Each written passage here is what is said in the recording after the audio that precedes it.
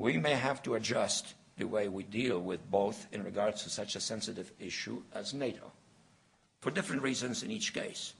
In the case of Ukraine, because there is no consensus in Ukraine regarding joining NATO, and because the leadership is profoundly divided and unable to shape a consistent national policy. In the case of Georgia, because of the ongoing territorial conflicts. But it doesn't mean, therefore, that we should be indifferent to their security. And we'll have to wait. We'll have to find alternative ways of dealing with them so that their security is enhanced. In the case of Ukraine, probably at the NATO summit in April, once a new president is in charge in the United States, and we can probably find alternative arrangements, either to the membership action plan or to some other aspects of the bilateral relationship so that the Ukrainians feel reassured. In the case of Georgia, we certainly will have to make some clear decisions regarding the nature of our stake in Georgia, and we cannot lose sight of the fact that if the Georgian government were to be overthrown, and right now it is totally vulnerable to an external use of force, the Baku-Ceyhan line would be cut, and thus our strategic access to Azerbaijan and the Caspian and Turkmenistan, Kazakhstan beyond would be similarly cut.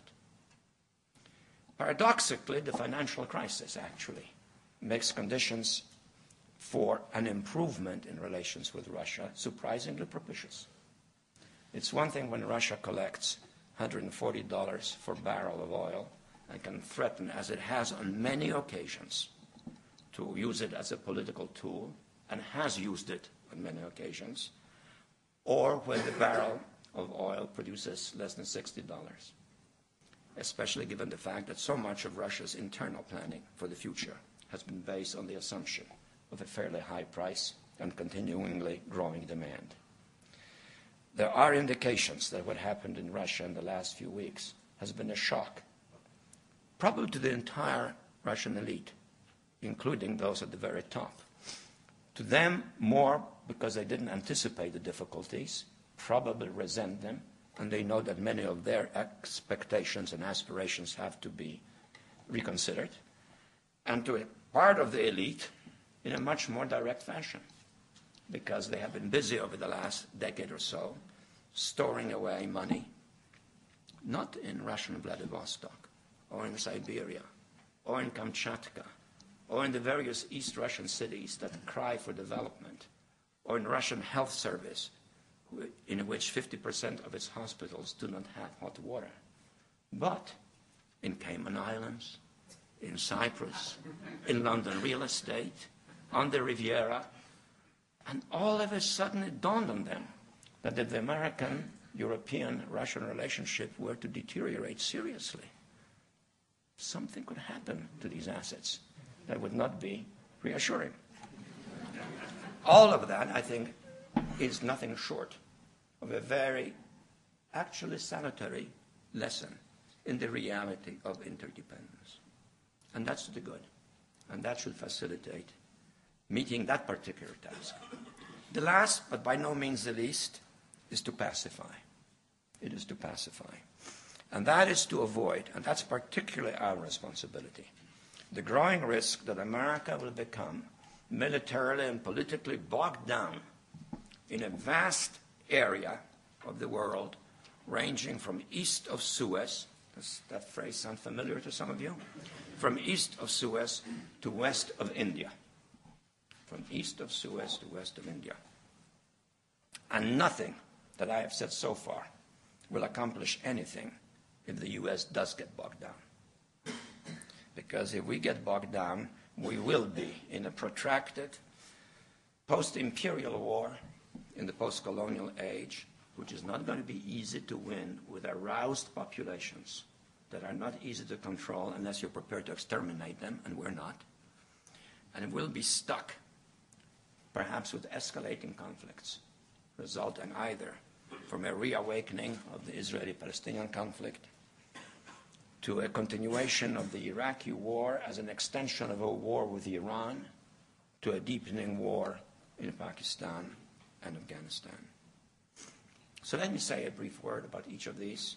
And here, just as Europe, with our help, can more effectively deal with Russia, We have to deal with these problems, but you can be more effective if you speak with one voice in giving us good advice and joining us in a responsible course of action, but not limiting yourself just to giving advice. I think we have to bite the bullet on the Israeli-Palestinian peace process, because we're probably within the last year in which a two-state solution is still feasible. Anybody who looks at the topography of the country and what's been happening in the West Bank, and one looks at demographics, one knows that that opportunity is slipping away. It's been slipping away for 41 years. It cannot continue slipping away on this or that excuse because one leadership is divided, another leadership is weak, or because something happens painfully on a human scale, but on a minuscule scale, actually, when the numbers are considered. And the only way this conflict will be resolved if the parties are helped to resolve it. And the only party that can help to resolve it, in the first instance, is the United States. And if the United States takes a clear position as to what are the essential, fundamental elements of a basic settlement, I have no doubt that the rest of the world will endorse it, almost unanimously. I cannot think of a country that will dissent.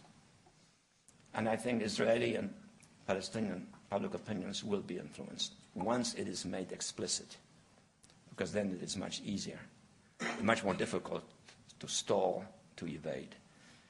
And that means it has to be done fairly soon, particularly at the highest level. And clarifying, for the record, something that instinctively most people affected in Israel and Palestine already know.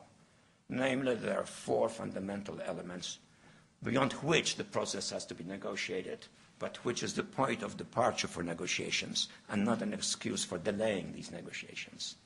And that is that the eventual Palestinian state will be demilitarized, perhaps with a NATO presence on its soil, or an American presence on the Jordan River to give Israel the strategic depth it says it needs for its security.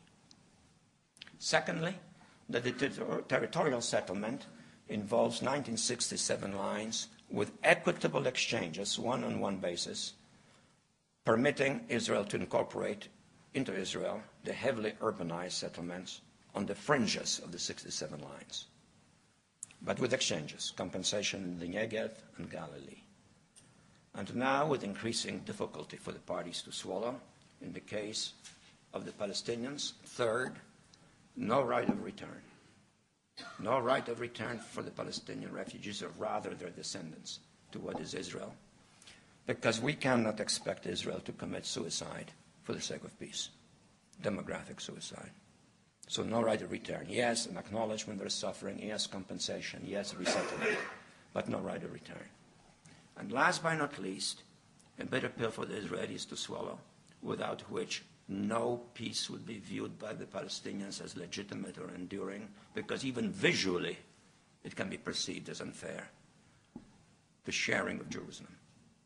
The sharing of Jerusalem as two capitals in one city. East Jerusalem, the Palestinian, West Jerusalem, the Israeli. Some fashion of arrangements for sharing the old city, and a Palestinian flag over the Golden Dome, which can be seen almost visually from anywhere in the Palestinian territory. With such a statement, the peace process will take off. And if I'm wrong, it will be no worse than it is, because it will remain stalled. And being stalled is not an enduring static condition. It's a